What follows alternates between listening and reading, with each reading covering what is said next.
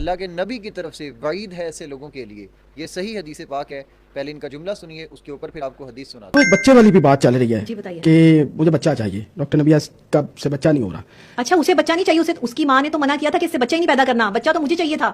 اچھا میں چاہتی تھی کہ میں ماں بنوں, یہ میرے ساتھ اس نے شادی کی ہے, ہمارا بچہ ہو, اور میں اس کے بارے میں باتیں بھی کرتی تھی اس سے. یہ پتا کیا کہتا تھا, کیا ہر وقت بچے بچے کی باتیں کرتی رہتی ہو, جو تم اپنے آپ کو پہلے چیک کرواؤ جا کے, 8 مہینے ہو گئے اگر بچہ نہیں ہو رہا تو کیا مسئلہ ہے. میں نے کہا ہم جو ہے وہ آپ حقوق زوجیت ادا کرنے میں جو معاملات کر رہے ہیں اس طرح تو ڈاؤن لوڈ تو نہیں ہوگا. بات یہ کہ انہوں نے جو ہے وہ ان کو میں نے کہا تھا ڈاکٹر کو کنسلٹ کریں, کیونکہ جو ایج ہے اس میں اووریز, کیونکہ میری فیملی ڈاکٹر ہے, ایگز بنانا ختم کر دیتی ہے, بچہ کنسیو کرنا مشکل ہوتا ہے. لیکن اس پر بھی یہ لڑ پڑتی تھی کہ تم تو جو مجھے یہ بات کر رہی ہو, تم یہ تم وہ. انہوں نے مجھے کہا کہ بھائی یہ اسٹیٹمنٹ پہ سائن کرو, لکھ کے شرائط پہ زندگی گزارنی ہے. کون کون سی شرائط تھی؟ یہی کہ ماں باپ کو نہیں ملنا, اور یہ کنٹرول پورا جکڑ جو ہے نا وہ ایسے جیل میں کیسے کر کے کھانا پھینکنا ہے, ٹھیک ہے, جیسے ایجنسی نے مجھے اٹھایا ہے, اور وہ میٹنگ میں بیٹھنا 10 دوستوں کے ساتھ. تو اس بھائی پسند کی شادی تھی نا, تو یہ تو آپ کو چاہیے تھا کمپرومائز یار, کرتے. یہ تو میں شریف عورت آدمی پہ تھا جو ہے نا, ہر دفعہ عورت نہیں غلط ہوتی.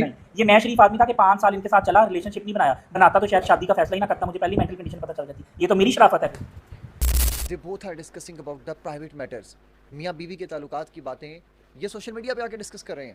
حدیث پاک ہے, صحیح حدیث ہے. اللہ کے نبی صلی اللہ علیہ وسلم نے فرمایا کہ اللہ کے نزدیک قیامت والے دن بدترین لوگوں میں وہ شخص شمار ہوگا جو اپنے پرائیویٹ میٹرز کو, اپنے ازدواجی معاملات کو لوگوں کے سامنے ڈسکس کرتے ہیں.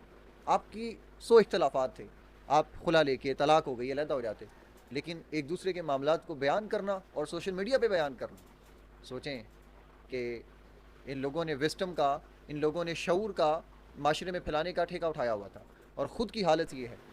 ان باتوں سے سوچیں معاشرے میں پیغام کیا جا رہا ہے. یعنی ہر شخص فیئرفل ہے کہ کل کو طلاق ہوتی ہے, سوشل میڈیا کا دور ہے, تو کوئی بھی شخص ہمارے کوئی بھی راز اور باتیں لوگوں کے سامنے بیان کرتا پھرے گا.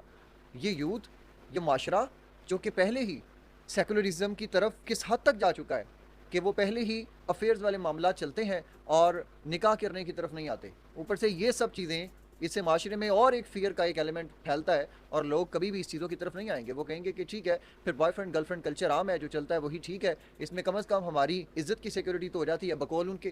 تو اگر یہ معاشرہ اسی نہج پر ان لوگ لے کر گئے, اسلامک ویلیوز ختم ہوتی جائیں گی.